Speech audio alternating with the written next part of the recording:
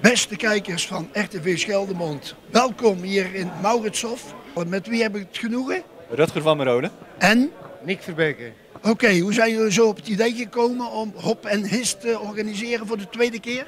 Nou, omdat we allemaal wel van een biertje houden. En we dachten de eerste keer was een groot succes, dus dat gaan we nog eens doen. En hoeveel man waren de vorige keer ongeveer? De vorige keer was er 500 man ongeveer. Zo, dus hopen dat je genoeg parkeerplekken hebt, want dan komen er misschien nou wel. Ja, toch rond de 700 hopen we wel binnen te krijgen.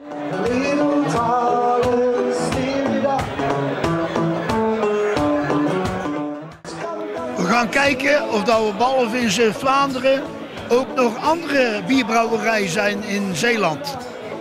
Met wie heb ik het genoegen? Met Kees van Brouwerij Kees uit Middelburg. Het mooie Middelburg. Oké, en wat is speciaal kenmerk van jouw wereldbiertje? We maken heel veel soorten bier. Weizenbier, blond bier. We maken hele gekke dingen. We maken bier wat smaakt naar een ijsje. Tussen Middelburg en IJsendijken. Proost. Proost. In het Mauritshof in IJsendijken bij de dochter van de eigenaar van Frank. Met wie heb ik het genoegen? Met Marjolein. Dag Marjolein. Marjolein, kun je eens vertellen over de samenwerking van jullie met het organisatiecomité? Het lijkt me een pittige klus, maar wel heel leuk denk ik. Ja, in 2018 zijn Steven en Rutger en ik naar ons toegekomen van goh, we hebben dit idee en het lijkt ons leuk om dat op de Mauritshof te doen. Dus wij vonden dat een hele eer natuurlijk. We hebben natuurlijk niet zo vaak zulke gelegenheden op Mauritshof. Dus we zagen dat eigenlijk gelijk zitten. En twee van de jongens, of drie misschien, hebben ze ook bij ons gewerkt. Dus we kennen ze ook al goed. Dus dat overleg gaat altijd heel goed.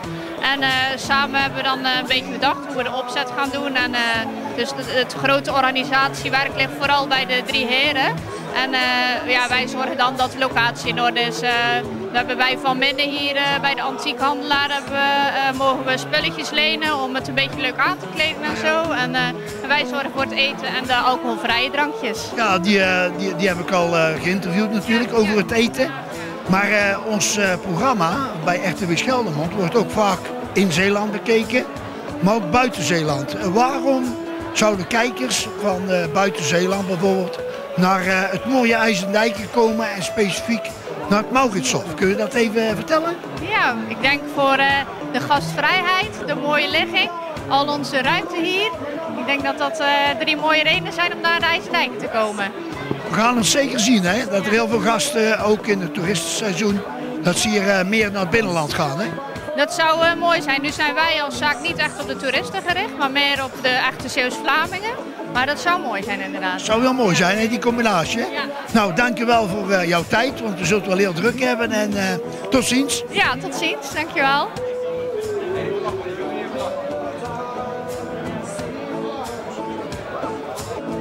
Op onze reis vinden we natuurlijk ook bieren uit het buitenland. En daarom staan we hier bij een stand. Met wie heb ik het genoegen? Met Heroes Amazing Beer. En waar komen jullie vandaan? Van Nieuwpoort, België. Ik heb mijn jasje aan. Zou je het ook op het jasje aan kunnen wijzen? Nou, dan gaat het. Oké, nou dankjewel. En wat is er zo speciaal aan jullie bier? Wij gebruiken geen kruiden, enkel natuurlijke ingrediënten. En wat zijn die ingrediënten?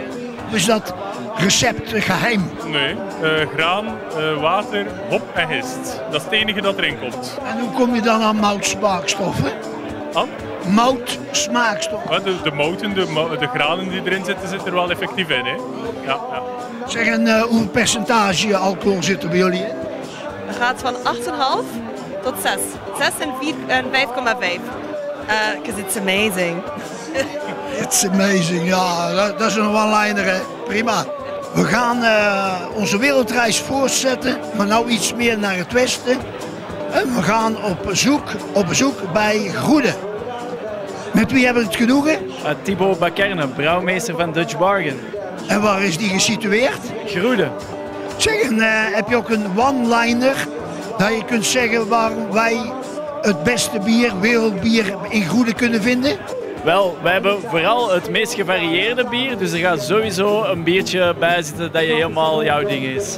Nou even iets meer uitleggen. Gaat dat van blond bier naar zwaar bier of hoe moet ik dat zien? Ja, klopt. We hebben van 0,3% alcoholvrij bier tot 18% en zelfs over de 24% zwaar bier. Dus we gaan alle kanten op.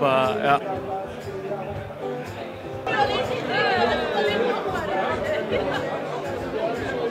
We gaan op onze wereldreis van Sluis iets naar het zuiden. En daar hebben we ook weer een bierbrouwerij Maîtresse.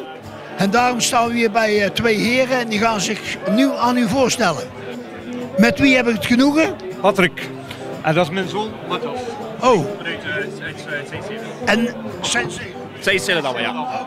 Nou, en waarom moeten de kijkers bedoel ik, en de drinkers voor jullie biertjes kiezen? Heel simpel, Maîtresse, desondanks dat het Franse naam is over heel de wereld bekend. Het is lekker exotisch, geeft hier een rood tintje eraan en onze bieren zijn juist hetzelfde. Oké, en de ingrediënten, kun je daar iets van vertellen?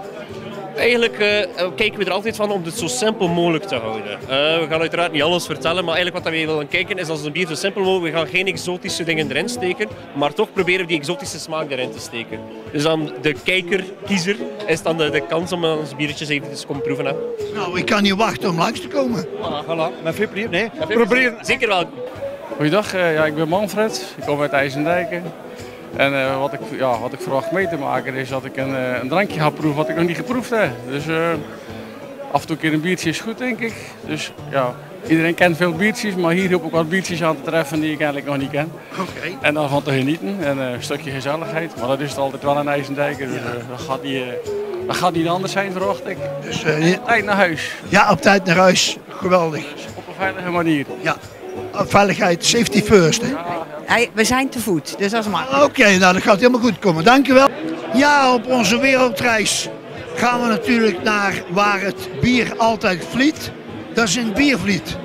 Met wie heb ik het genoegen? Met Luc Weemaas. En jij woont in Biervliet? Ik woon in Biervliet, ja. En hoe is de naam van je brouwerij? Brouwerij Barbier. Ja, leuk man, leuk gevonden.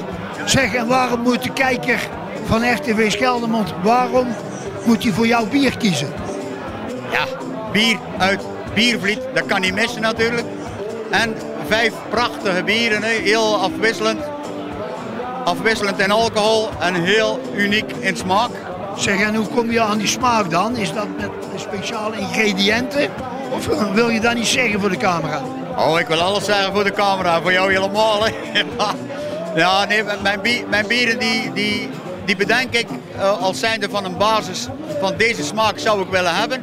En dan gaan ze voor 99% van de bieren, die zijn allemaal door een smaakpanel heen geweest.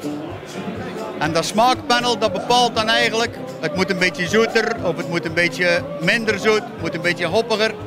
En dat smaakpanel dat varieert ook, dat kunnen barbers zijn, dat kunnen studenten zijn. Maar voor mijn vlierbessenbier heb ik bijvoorbeeld een hele vrouwencommissie gehad. Mooi. Ja, dat geloof ik, ja. Nou, geweldig. Bedankt Barbier dat je voor de camera hebt willen verschijnen.